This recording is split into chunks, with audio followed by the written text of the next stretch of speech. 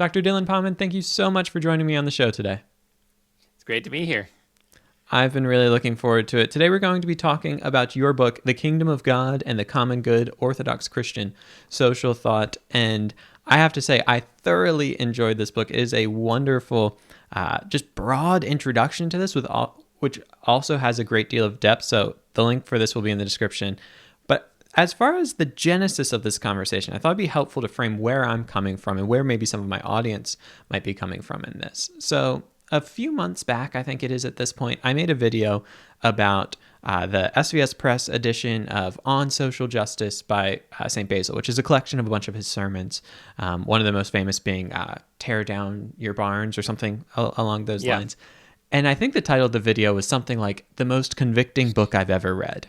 And I went through that just saying, like, he pulls no punches. It's not just like the love of money is bad, but like as wealth increases, love decreases. And if you've got two cloaks and your neighbor doesn't, then like you are stealing from them.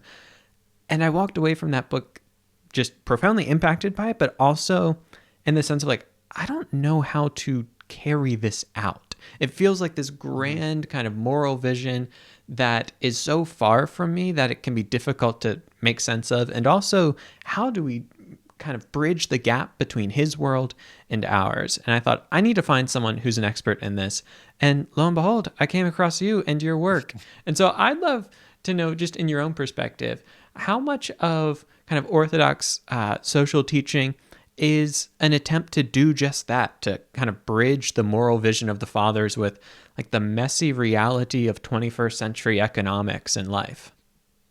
Yeah, so I actually think that's a huge part of it. And I wrote the book because I've been working at the Acton Institute, which is a think tank here in Grand Rapids that focuses on the intersection of faith and economics. I've been here for 15 years. I've been editing their academic journal. I just moved on from that a month ago, just to focus on research and writing. But I kept reading all this great stuff from Roman Catholic social thought and Neo-Calvinist social thought, and occasionally even a Lutheran in there, and thinking, well, what about my tradition, right? I'm Orthodox. I've been Orthodox now for 17 years. And I wanted to know, well, how would we deal with these modern questions? And so I think what you find, at least in my experience over the last few years, there isn't much literature. That's why I wrote the book. But the attempts that you find are usually that sort of thing where they say, okay, St. Basil said this, and I'm just going to preach exactly that today. Or St. John Chrysostom said this, and I'm just going to preach exactly that.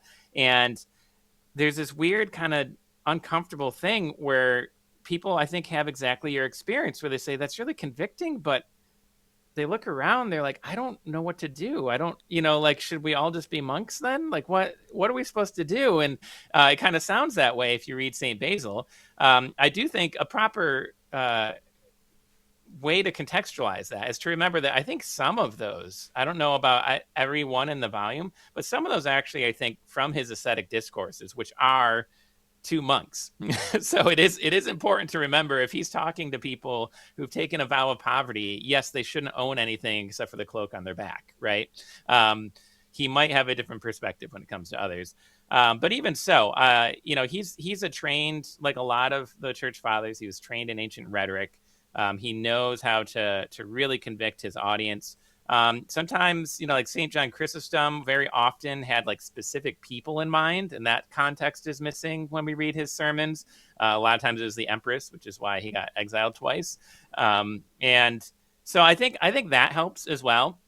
But I do think we should be challenged by those words. St. John Chrysostom has a similar sort of thing where he talks about, anything you give was God's in the first place. Right? Don't think that because you gave so much, look how good you are. It wasn't yours anyway, right? And it almost becomes like, well, why give? And I don't think that's his intention at all, right? But he wants us to, and St. Basil too, they want us to change our paradigm about how we view wealth and even poverty, how we view society, responsibility. And so I think a lot of Orthodox thought has struggled with that. It's either been we're just going to repeat what they said, Or it's sort of like, well, yeah, that's good stuff, but we live in a different world and we're just going to deal with that. And so bridging that gap is a really hard thing for every Christian tradition. But I think it's been especially hard for my own.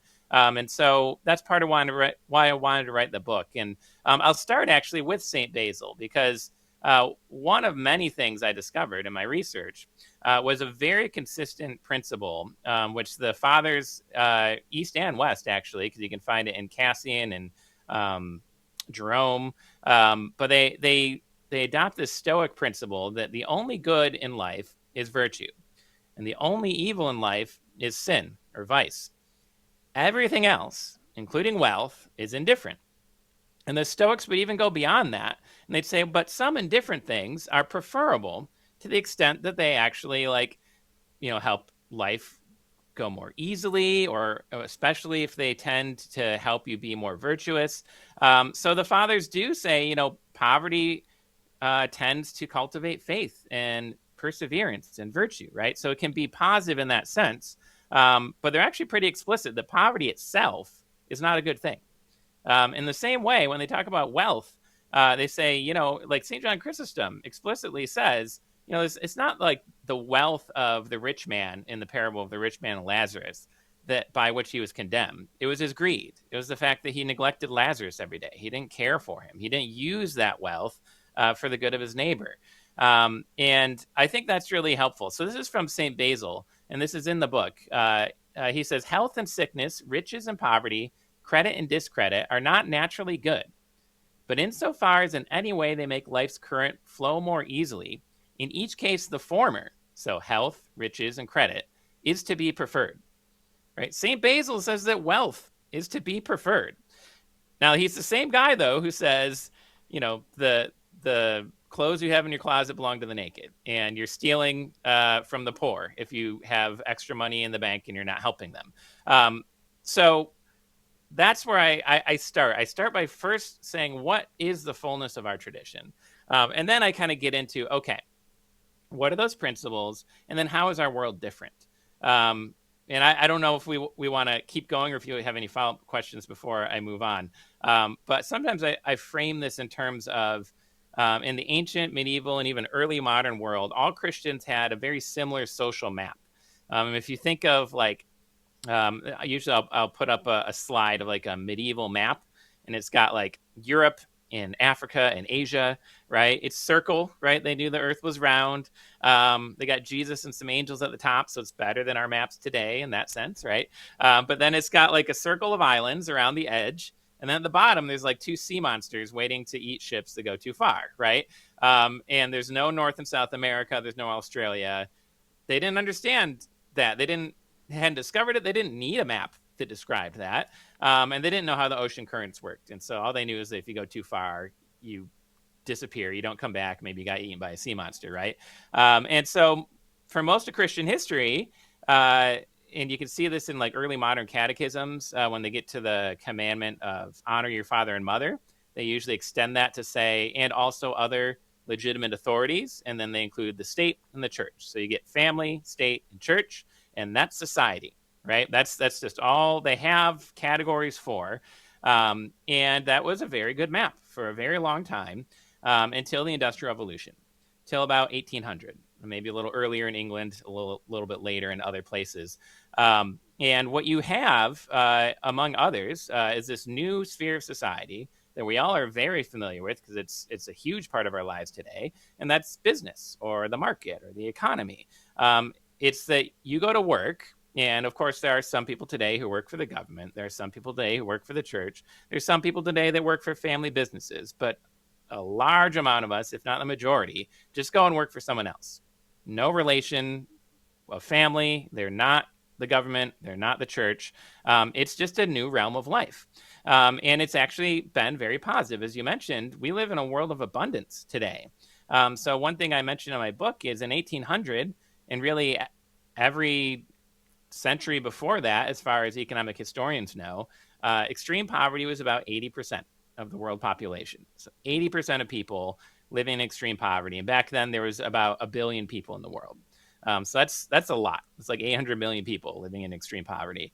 Today, we have 8 or 9 billion people in the world, and that poverty number is 8% and falling, right? Massive improvement, massive improvement. That's something we should be grateful for. That's something that if we care about all those things that St. Basil talked about, all those things that Christ talks about in terms of the Last Judgment, right? I was hungry and you fed me. I was naked and you clothed me. I was thirsty and you gave me something to drink. We're doing a better job today as a species, as humanity, feeding the hungry and clothing the naked. How did that happen? And of course, it's not all good. We live in a very strange, new modern world that has all sorts of temptations. All of the Father's warnings about wealth are even more salient today when more of us have wealth that we can, experience and be grateful for. But we need to bridge that gap. We need a new social map. So that's my way of kind of getting to a point where we can learn from and appreciate and really try to be faithful to St. Basil's exhortations, but do so in a way that is also open to the reality of our present world, which is very, very different than his. He did some amazing things. I talk very briefly in the book about the Basiliad, this new city he built outside of Cappadocian Caesarea. It was an amazing kind of hospital monastic complex, really the first hospital in the world. And he did it with the land was donated by the emperor, who actually was an Arian, but he was so impressed with St. Basil, he gave him this land.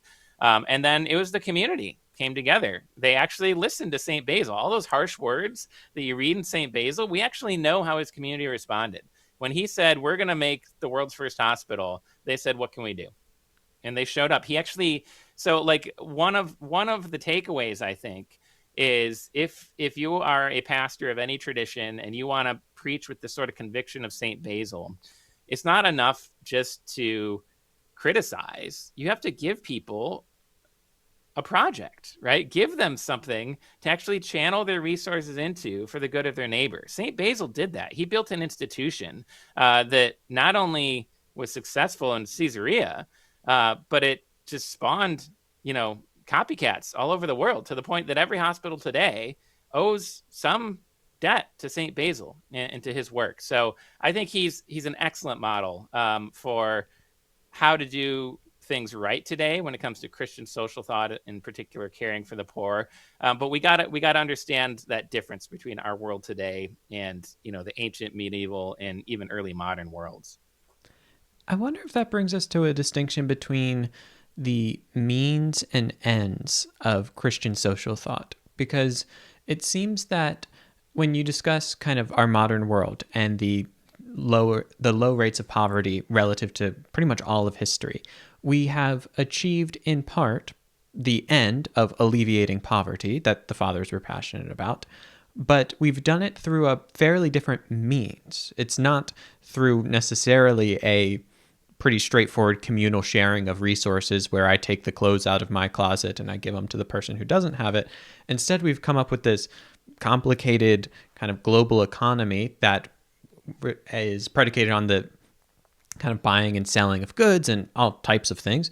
And that has, in turn, lifted many people out of poverty. And so I wonder, as you think about Christian social thought, how do you think about that distinction between the means and the ends? Because I imagine it's not so simple as, well, the ends justify any means, such that the means are morally neutral.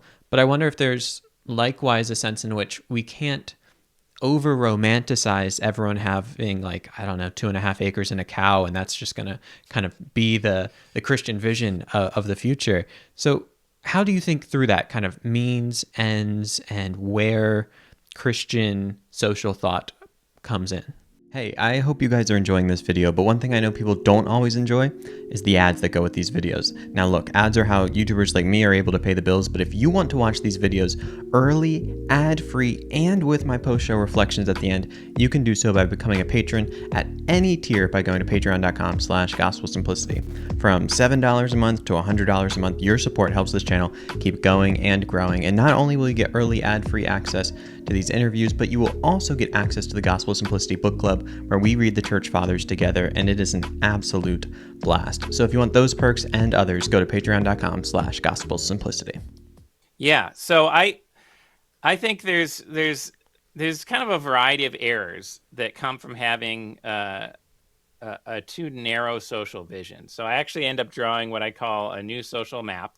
I won't get into all the details, but I try to emphasize that there is a place for impersonal social relations. They're actually really important, right? Justice has to be impartial, has to be impersonal. That's why we need governments. That's why we need a state and law, right? Markets also generally are impersonal, right? A contract has to be stipulate all the requirements up front, and if somebody breaks the contract, there can be penalties, and it doesn't really matter who, and it doesn't even have to be a contract, right? It can be more just the agreement of I go into Walmart or Meijer here in the Midwest, or some other store, and there's a price tag, and I have to pay that price, and if I walk out without paying the price, they can call the cops, right? And that's just how that sphere of life functions. But it's not the only sphere of life. So one of my favorite economists, and I snuck him in at the very end of the book, is Kenneth Boulding. He was this guy that really was an out-of-the-box thinker, although he was well-regarded in his own time. He died in the early 90s. But he was the second winner of the John Bates Clark Medal, which is a really prestigious award in economics for scholars who have done groundbreaking work before the age of 40. So as a young man, he earned this distinction, and then he was considered for both the economics Nobel and the Nobel Peace Prize. He didn't win either, but he was nominated for both. So this really interesting thinker. He's considered one of the founders of modern peace studies and general systems theory. And one thing he emphasized was what he called the grants economy. And he said, economists tend to look at exchanges. And that's a good thing. It's an interesting phenomenon. That's how you get this whole modern discipline of economics of people like Adam Smith saying, what's going on with people buying and selling? How does this work? Right. But he says, we need to care about all of our economic life. How are our material needs satisfied? And I can't remember the number that he estimated, but it's something like a half to 2/3 of distribution, he said, happens in this grants economy.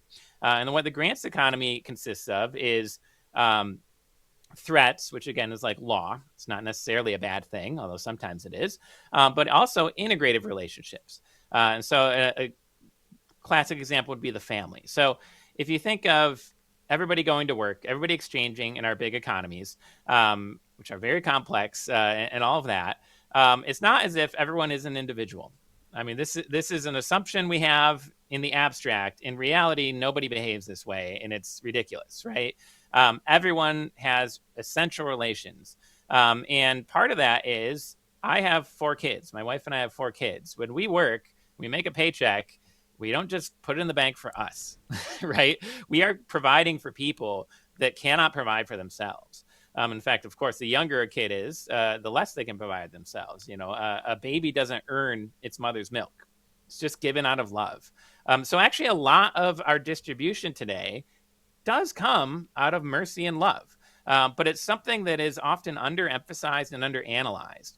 Another relation that I emphasize, and I think it is something that Orthodox social thought in particular can contribute to us understanding, is friendship. Friendship is kind of a bit more of an exchange. You have to have a relationship of equality, but it's informal. This is a very dated reference, but I usually use the reference of the old cartoon Popeye. I don't know if you remember that, if you've watched any reruns growing up, but there was this guy Wimpy, and he was this mooch, and he would show up, and he had this non sequitur. He would just pop in to some random scene, and he'd say, "I'll pay you Tuesday for a hamburger today," and that's a ridiculous thing to say at like a McDonald's, right? They are part of the impersonal economy. They are a franchise. They're a million locations across the world, and they can't be like, "Oh, sure, no problem," right? They have to say, "No, we have a price. You pay the price, and that's it, or you don't get our food," right? But here in Grand Rapids, if I go to Mr. Burger, which is owned by the Christopoulos family, which goes to my parish, and I show up and I order food for myself and my kids, and I say, "Oh no, Jimmy, I forgot my wallet. can I just pay you next Tuesday for these hamburgers today? He'll be like, oh yeah, I know you're good for it. Why? Because we're friends, right? And this sort of thing happens all the time. So, I mean, that's a little more formal and it's an actual business, but there's all sorts of distribution in our economy that comes through these relations. So whether it's charitable societies, other sorts of ministries, these are really, really important. And I think often we don't give ourselves enough credit. We look too much at the new, bright, shiny thing, which we have, part of the book is that we do need to look at it. We do need to understand it. But then we miss that other side of things. Yeah, I guess maybe one last thing I would add. I talk about how also there are everyday miracles. I think it's really interesting in the parable of the Last Judgment, when Christ says, he's separating the sheep and the goat, or the righteous on the right, the unrighteous on the left. The righteous would come to him and say, when did we see you hungry and feed you? When did we see you thirsty and give you something to drink? They don't think they've done anything. And I think some of that's because it actually is through our work, right? So, the example I give in my book is I used to work here in Grand Rapids at a medical parts manufacturing factory, actually two different ones at different points in my life.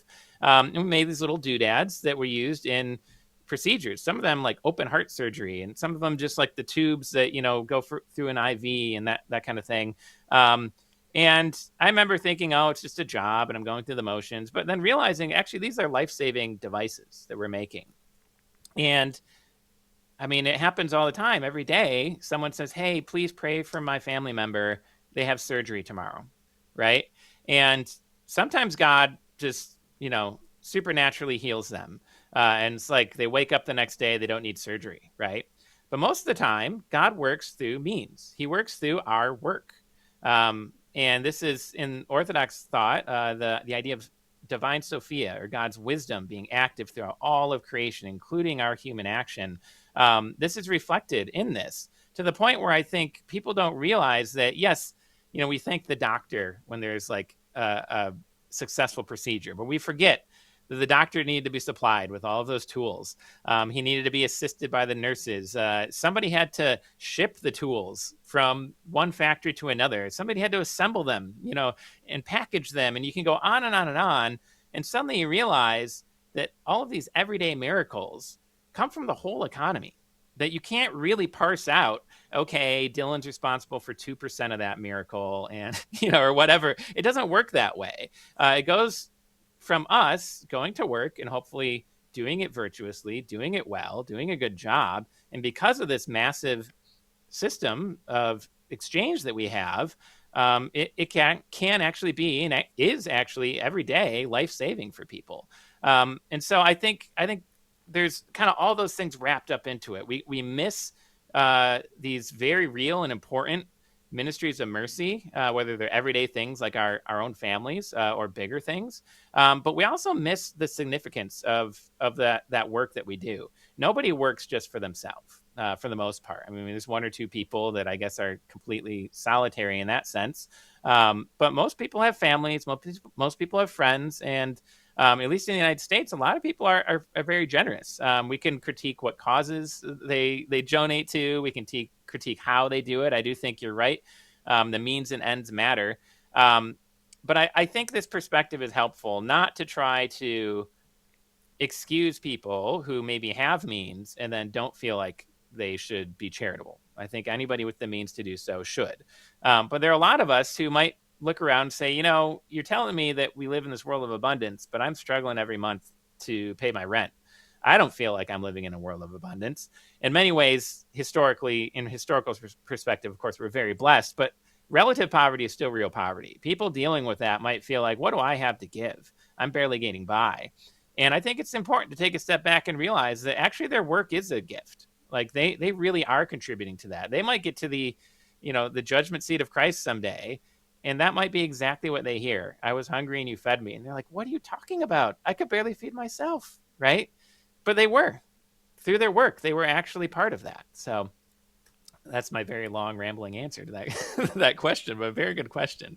No, I think it's really helpful. And I think at the end there, you were kind of hinting at there's something of this like rock in a hard place, Scylla and Charybdis, with this kind of way of going through thinking about Christian social teaching, because on the one hand, we don't want to just make it out to be this like a historical ideal, or this ideal that's so historically detached from us that we just don't do anything with it. It's like, this is great for monks in the 4th century, but it's utterly meaningless to us today.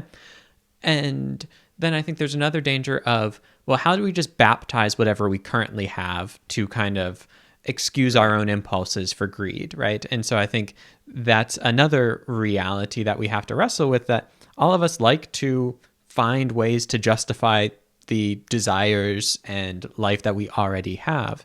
And so I wonder, as we think at maybe like the 30,000 foot view, if we zoom out here and think about principles of, we can talk specifically Orthodox Christian social thought. You touched on the contribution of friendship. You touched on, you mentioned the grants economy, which wasn't specifically Orthodox. But one thing that you mentioned in the book, in your beginning part, where you're going through surveying other schools of Christian social teaching, which I thought was very generous and charitable, the way that you did that, was the contribution of kind of an ascetic outlook. And so we don't have to only look at that, but I'm curious, as we kind of zoom out and think about principles of Orthodox social thought, what are some kind of guiding principles that might not be, prescriptive all the way down to, and this is the type of economic policy that we pursue in this time and place, but more of like, these are the thoughts that we should be thinking about as we try to determine whether something is truly Christian in its outlook or not? Yeah, good question. So I'm glad you touched on asceticism. I tried to so my PhD focused on Orthodox social thought and asceticism. And so I definitely tried to make sure I emphasize that as much as I could in the book. And I do eventually, when I talk about liturgical theology, focus a bit more on it. I also have a chapter on monastic enterprise. And I will put in a plug that some people today should be monks. We do still have monasteries, and it is an option. It's something more people probably ought to consider. But of course, most people aren't going to be monks. So that said, that option aside, we're not all going to do that. We all should be ascetic. And some listeners might not like that term. And there's some baggage with how things were in, say, the 16th century in the West. And I get that. But asceticism is just, the Orthodox word for spiritual discipline.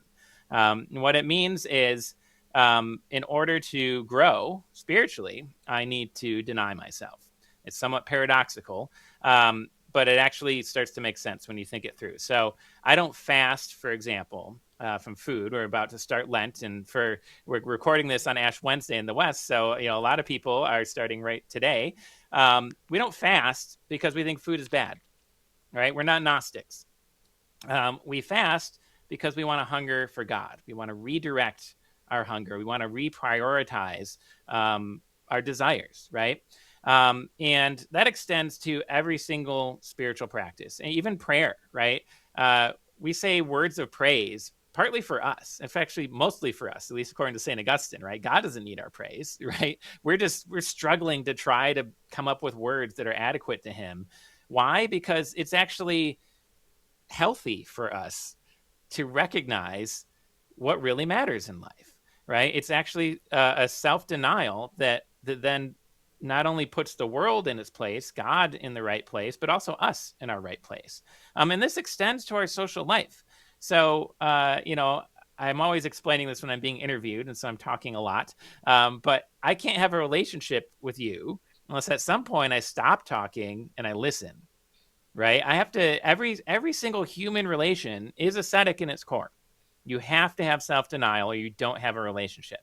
And so that is an essential thread. And of course, this is something common to all Christian traditions. And I do point that out, but it is something that is underemphasized from my reading in Western social thought. It's not that they don't have their own resources to draw from. And I do think Leo XIV has talked a little bit about monasticism in his most recent apostolic exhortation. So maybe there's going to be more of that. But it really, if you look at kind of the history of papal encyclicals, or you look at Calvinist social thought or whatever, it's really hard to find references to asceticism, self-discipline, self-denial. And that's something that actually is prominent in the Orthodox tradition, including the modern Orthodox social thought tradition, going all the way back to Vladimir Solovyov in the late 19th century. He pairs up the economic realm of life with the moral norm of asceticism. So this is something that I think we've managed to preserve the importance of it in a way that's been very, very faithful to the early church. So the two other things that I would mention related to that, I think that helps in terms of figuring out how do we manage our consumption without becoming consumeristic, right? We should actually be fasting regularly, just like the first Christians. We know pretty solidly, because we have documents, that the first Christians fasted on Wednesdays and Fridays. And we know that as time went on, really probably by the 3rd century, they were fasting at least for Holy Week, if not for Lent. Like these sorts of practices go way, way back, and they're very, very healthy. We even know that the first Christians were pretty austere in their asceticism. And there's been some good research looking at torture. And the goal of Roman torture, the only reason why you torture someone past the point of them giving you all the information that they have, which the Romans did with the ancient Christians, is because you want to brainwash them. You want to completely reprogram their mind, get them to believe something that they wouldn't. The fact that we have so many Christian martyrs from that ancient era shows, of course, sustained by the grace of God. I'm not in any way trying to discount that, but it also shows that they actually were in some way breaking the mind-body connection through their austere asceticism. And we know this. When there was a police action in a city against Christians, they would start fasting before they were even arrested, so that by the time they were thrown in prison and being starved, they were actually just continuing their discipline. They would try to isolate them, but, they're surrounded by the saints and by angels and by Christ. And, they're all of the sort of tactics that the Romans would use and would work against anyone else completely failed against the Christians because they were so ascetic. So it's something that really ought to be core to our Christian life, our daily life. And it's something that has these social implications. So the other two things is one, I talk about so the book is in 5 parts. As you mentioned, the first part surveys other Christian traditions. Part 2 looks at the Bible, because we have a Bible too, and we should know what it says. And sometimes we don't. And so I wanted to make sure I survey. It has a lot to say, of course, about wealth, poverty, and society. And one of the things I talk about there is an Orthodox perspective rooted in the Church Fathers on the difference between the law and the gospel. And this is, I think, pretty different, although sometimes I've talked it through and it starts sounding similar, but I think it's pretty different from, say, like a Lutheran understanding of the law and the gospel. For a Lutheran, the law is perfect, and it's such a high standard. It's supposed to shock you into how imperfect you are, so that then you cry out in faith and repentance and are saved. And that's the gospel, right? From an Orthodox point of view, the law is good, but the gospel is perfect. The gospel is actually a higher standard. The law aims at justice. It's rooted in the natural law, that impartiality based on everyone being created in the image of God. And justice is to render to each what is due, right? So it's to pay what is owed, whether it's punishment for doing wrong or it's a contract. I owe somebody this for doing that. So in exchange, that's what the law aims at. And of course, the Old Testament has a lot more to say than just justice. It talks about God being merciful and loving, but that's certainly a huge emphasis. And then the gospel, on the other hand, is about mercy. Mercy does good to someone who even has no claim on you, right? So when you forgive someone, it's not because you owe them that forgiveness. Maybe you owe it to God to forgive them, right? That's what Christ says. But you don't owe that person. That person owes you, right? They've committed an injustice against you. You are going beyond justice. You're doing good above and beyond what justice would require. And that's a really consistent understanding of the difference between the law and the gospel. And so the law is good, but it's inadequate in a lot of ways. If we have, as I mentioned before, just a society that focuses on that impersonal aspect of life, we might have all the goods we need. We might even have a baseline of justice, but we're going to be missing some of the most important relationships of our lives, right? Friendship, family, community, all those sorts of things. Those come out of freely given love. And they're incredibly essential. And that's what the gospel aims at, that we, like the man in the parable of the Good Samaritan, were left for dead after being, attacked by the devil, fallen into sin. Christ comes along, he lifts us up, he carries us to the inn, which is his church, and he cares for us, right? So he comes and first has mercy to us so that we can have mercy on others. And again, if anyone visits an Orthodox liturgy, the most common prayer of the people is, Lord, have mercy. Right? That is just the liturgical orientation in the Orthodox Church, that we are there just asking for not something we owe or that God owes us, but just for his grace and for his mercy. And that's what sustains us.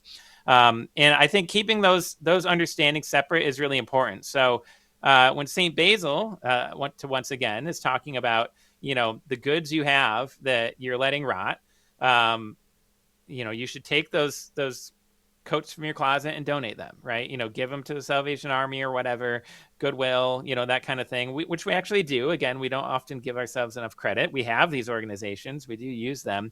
But to think about, okay, this thing is still pretty good, but I haven't used it in a long time. Who could use it, right? What can I do with it? That's something that each individual has to figure out. It's going to look a little different for every person. What's your calling when it comes to your expression of mercy and love? Jesus told a rich young man to sell all he had and give to the poor. And then he tells Zacchaeus, who was a rich tax collector, after he only gave away half of what he had, today's salvation has come to your house.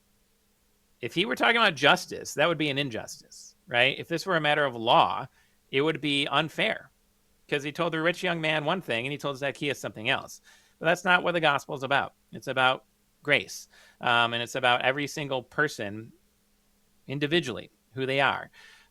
So I think that really helps, because a lot of times this sort of stuff, people really want to politicize. And politics does matter. I do talk about the role of government and the role of law. But there are limits to it. The government can't be your friend. It can't be your family. It can't ever substitute for that. It doesn't. I'm not trying to get people to vote one way or the other. I make that very clear in the book, I think.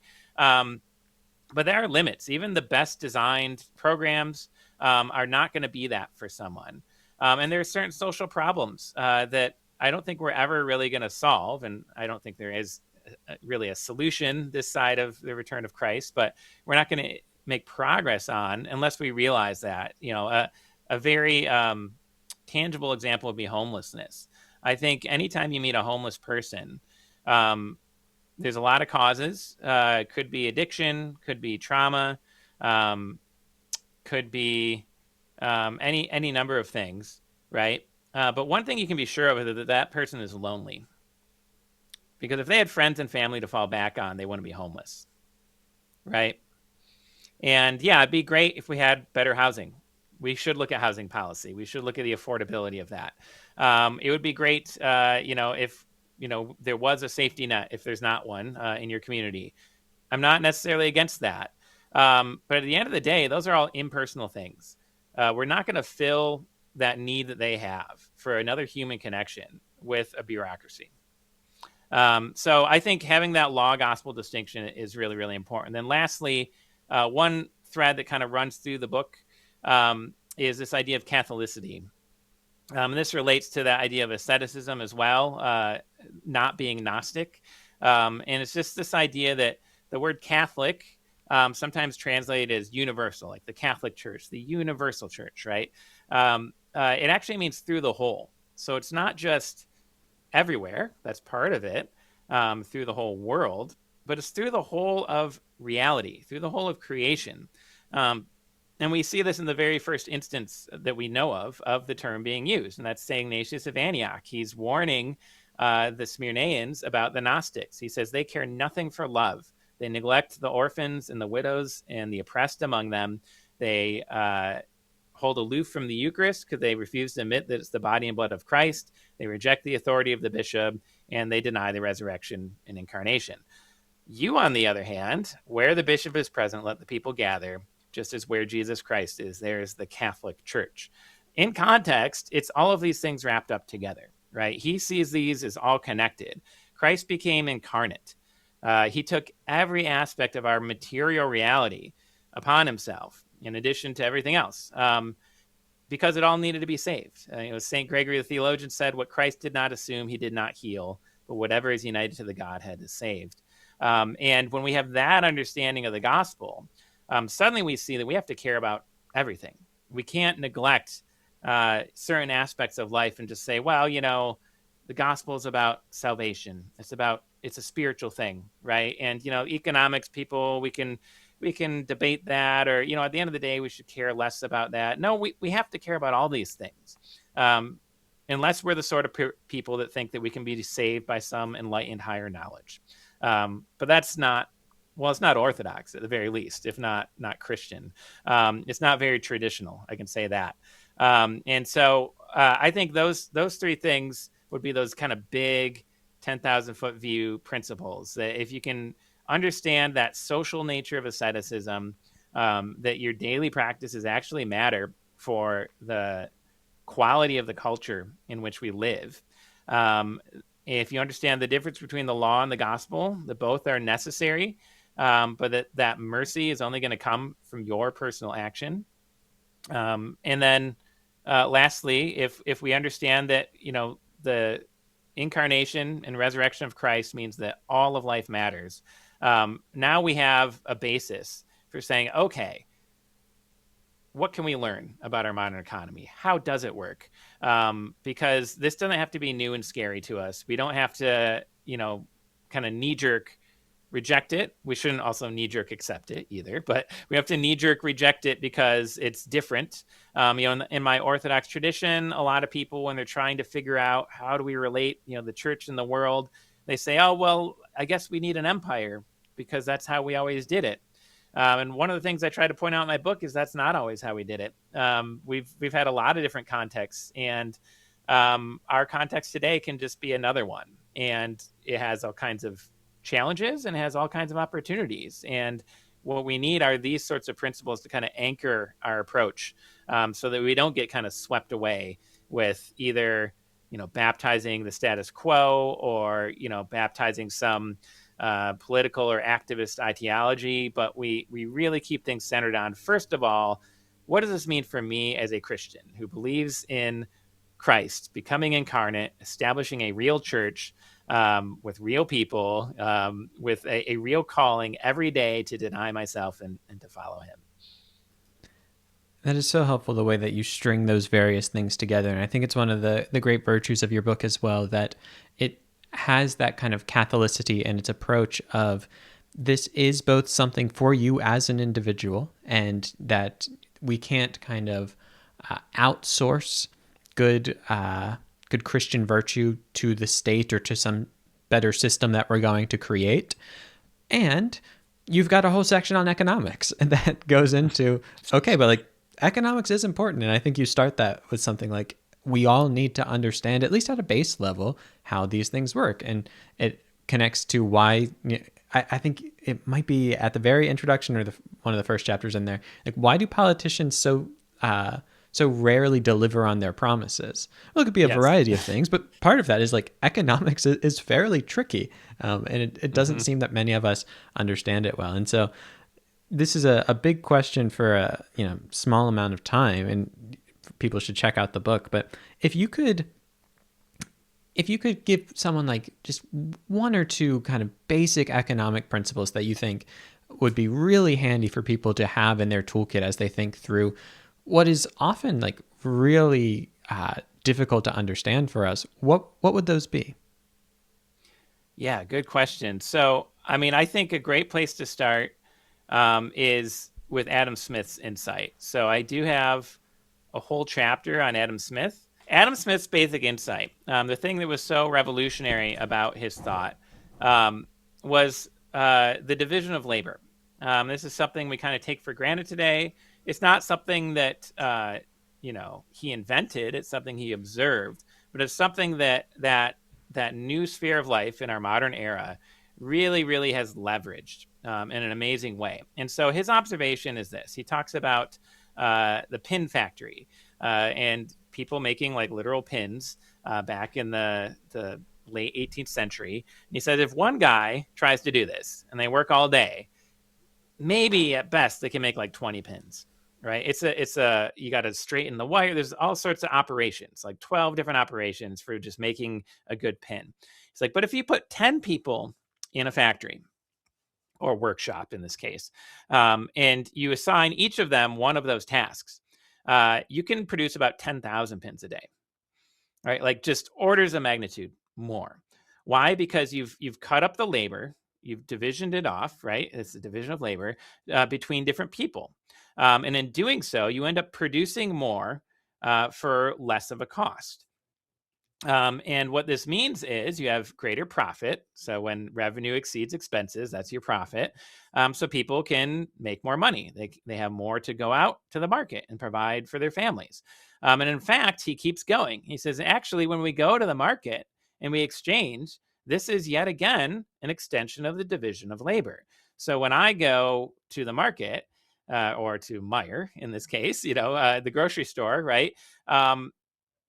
I get to buy all sorts of stuff. I get to, get food, fruits and vegetables and drinks and clothing and all of this. And what that means is I don't have to grow my own food. I don't have to, sew my own clothing. And we can go on and on and on. Someone else's labor is providing that, right? And because of that, once again, we have this benefit, right? Because the more and more exchange you have, the more division of labor you have, the less of a cost and the greater the benefit. And you can keep going even to the international stage. That's, we live in a world of global markets, whether we like it or not. One of the positive things, and I don't think it's all, 100% positive, but one of the huge positive things is that we have 9 billion people in the world and only 8% extreme poverty, right? These people are well fed. In fact, they're so well fed that very shamefully, we throw away food every day, like probably tons of food every day. And there's all kinds of reasons for that. There's health code requirements and things, at restaurants and everything. But it is still something that I think we can acknowledge that this is wasteful and tragic. But at the same time, it's a both and. We have to also look at the amazing thing that people are fed. Like they're not only fed, they're fed better in a lot of cases than people would have been 200 years ago. And that's amazing. And it comes from the division of labor. And you kind of get every other economic principle you can come, find out of that. So why does everything cost less? Well, supply and demand, right? The price of things is not based on some inherent value of the labor put into the thing. That was Karl Marx's view, for example. But it's rather people's perception of how much they would pay for one of those things. And if there's one of those things, you might pay a lot of it if you really need it. Or if your need is so great that you can't do without it. So something that doesn't really respond to supply and demand very well will be like a diabetic's need for insulin, right? The diabetic needs insulin no matter what the price. It's one of the reasons why healthcare economics is so complicated and bad. And our system might be particularly bad, but it's complicated. It's not a simple matter of, well, we should just produce more and then it'll cost less. Well, people just always need it to live. So we can't reduce the amount that they need it to live. So that complicates things. But a lot of things, most things in life, you can find an alternative. You can actually have that force of competition, which brings down the price. And so you can kind of go on and on. So I think you start there. And there's other principles as well. I think related to all of this, something it's not quite a principle, but it's just a reality that I think especially traditionally minded people tend to miss. And you even see this in historical texts where they don't quite seem to get this. And that is just the idea that wealth is created, that we don't just have a fixed amount of wealth, that if only we could divide it up better, everyone would have enough. And once again, we wouldn't be able to feed everybody today if the world was just one fixed pie of wealth. We have, 9 times as many people as we did 200 years ago. The reality is that we create wealth. We create it through our creativity, through our work. And we do it by providing things that other people want and need. So there's always this sense of our work needs to be for someone else. which of course I think should have moral implications for what we do as well. But I think if we have those things in mind, it doesn't wedge you necessarily to one party's political platform. Unfortunately, I don't think either of our parties today have a very great grasp of modern economics. That's just my own viewpoint, but I'm not very impressed anyway. But there are some basic things that if you ask any economist, whether they're right wing or left wing, they'll be like, yeah, like labor theory of value is bunk. You can create wealth. Wealth is based on people's perception of how much they want or need that thing, not some objective, quality of the thing. I mean, Karl Marx, he was a materialist. So he literally talks about the products of labor as being congealed labor time. Like it's literally the labor time has been materialized, and that's where the value comes from. And that's not where the value comes from. I mean, it just empirically doesn't work. That's not the way people behave. So I think straightening that out helps us see, okay, this is partly why things don't quite work how we might expect. Because a lot of us seem to think, well, if we have this much wealth, it's a problem of distribution, right? And distribution matters. Who gets what matters and why. But also, where does that stuff come from is equally, if not more important. Can we produce more? Can we produce an alternative? Can we produce something better? Can we, in our production, do so more ethically? All of these are incredibly important questions. And you don't really get to those questions unless you have that basic grasp of how it all works. That was a super helpful crash course in economics. I really appreciate it. I want to, at least with some of the time we have left, or with the time we have left, go down a trail that might seem a bit random, but I'll say it's resulting from two things. One, I just think it's inherently interesting. But two, you have mentioned two of the critical parts of it so far. You mentioned Vladimir Soloviev and then Marxism here. One of the parts that was really interesting of your book for me was the kind of Russian sociologists of the kind of Russian Silver Age type thinkers. You've got Soloviev, Bulgakov. These are figures I would love to know more about, but the extent that I've dabbled in them have found them fascinating and generative, and also sometimes just like mind-boggling in good, better, and different ways. What can we say about them as far as not just like theologians, which is, I think, how a lot of my audience would, if they're familiar with them, be familiar with them, but as specifically like Orthodox social thinkers within this conversation that we're having?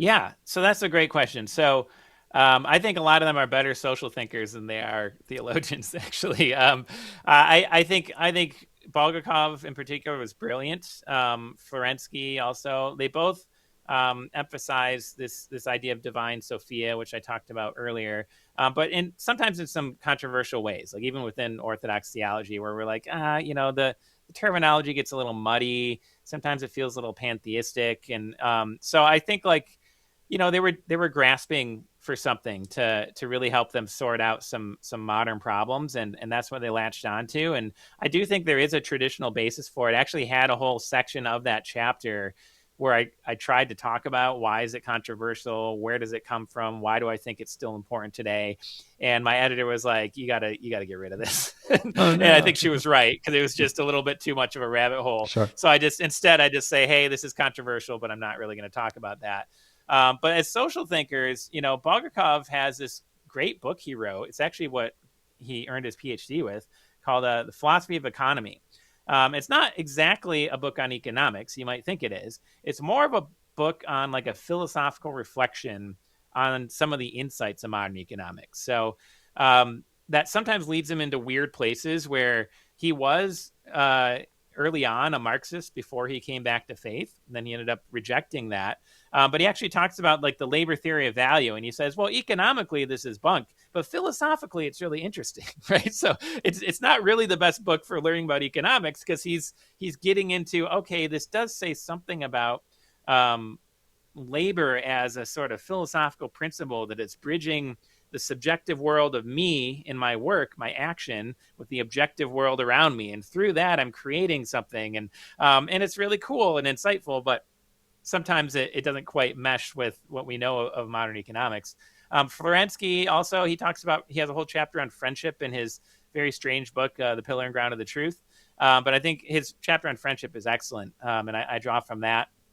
Another thinker that I really like, he's not like a sophiologist, although in many ways he has some similar ideas, but that'd be S.L. Frank. And I actually look at him as, if anyone has read Solovyov at all and they really like him, I think they really would enjoy Frank. I think he's very really unheralded these days. He was someone who he actually grew up in a Jewish family. His father was one of the founders of the Moscow synagogue. They had connections to Germany. He studied in Berlin. And then, like a lot of these young people, he was kind of an activist as a young man, caught up with Marxism and whatever else. And so he walked away from having any kind of faith. And he came back through reading German idealism and then eventually into the Orthodox Church. And like a lot of these intellectuals in the early 20s, he was expelled from Russia by the Bolsheviks because his philosophy didn't match their party ideology, which was a way better fate than what happened to most people, which was just sent to the gulag. And so where'd he go? He went to Berlin. So he's a Jewish Russian guy who's Orthodox who goes to Berlin in the 20s. And by 1937, he's like, I got to get out of here. His major work, which I actually just finished reading for the first time, is called The Unknowable, which is, it's like very dense, like German idealist sort of philosophy, but also rooted in like Nicholas of Cusa and kind of the mystical, Dionysian tradition. It's really good. I really liked it. But he originally wrote it in German, and the German press refused to print it because he was Jewish. So he rewrote it in Russian and then published it that way. And then he fled to Paris, of all places, which 3 years later, in 1940, the Nazis conquered Paris. So he had to hide out, he and his wife, for 5 years in Grenoble. They sent their children to London. And then after the war, they joined them, and he died in 1950. And he wrote a ton. He wrote a whole book called The Spiritual Foundations of Society, which I love. He talks about this Russian principle of sobornost, which is really just the Russian word for Catholicity. So it's actually part of that through line in the book. And he sees it as this big philosophical concept, this idea that every single relationship we have can't just be a mere collection of material things, right? That's part of it. It's an essential part of it. It's not even a bad part of it, but you have to have an inner spiritual unity to have any kind of community.